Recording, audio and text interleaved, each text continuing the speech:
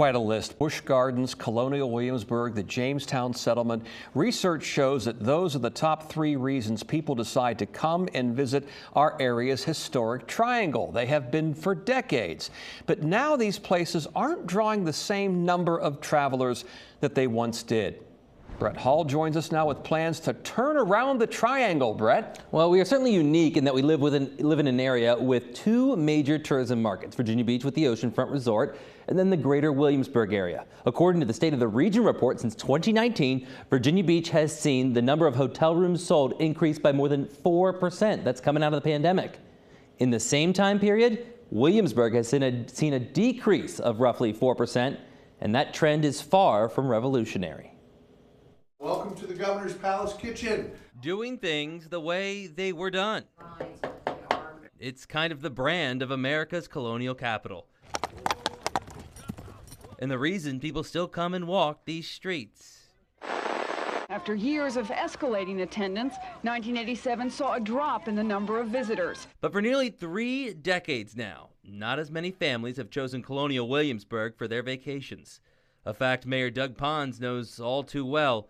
His family used to own the Quarter Path Inn on York Street. When I was in the hotel business, we could sit at the front desk and just line the front desk with guest folios as people were signing in, and we'd have 12, 13 people checking in at once. But by 2015, he often couldn't even fill a quarter of his 230-room 1970s motor lodge.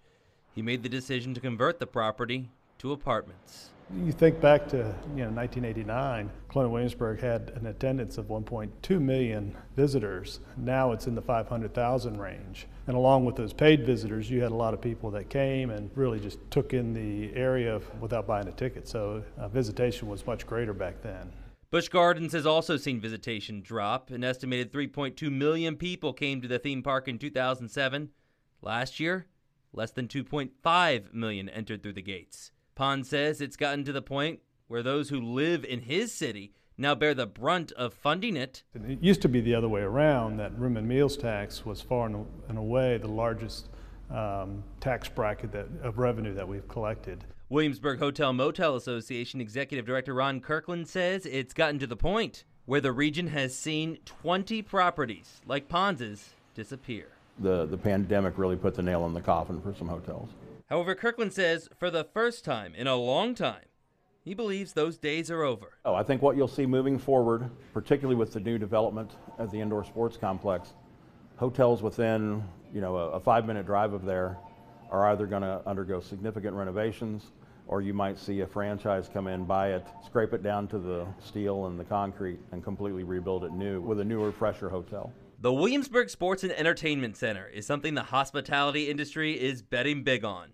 Financed with help from all 3 Historic Triangle governing bodies, it's estimated traveling tournaments could generate thousands of new hotel stays. It's scheduled to open in 2026, but Ed Harris, the new CEO of Visit Williamsburg, says he knows that alone won't bring everyone here. Well, the key is to make sure that people are aware of all of the numerous things to do every month. He says it's about telling the stories of lesser publicized attractions and the arts. You really have to work together to expand your reach.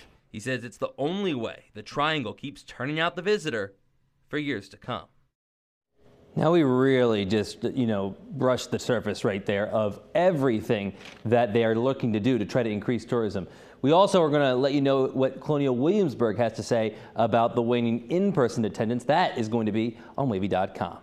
Brett Hall, 10 on your side.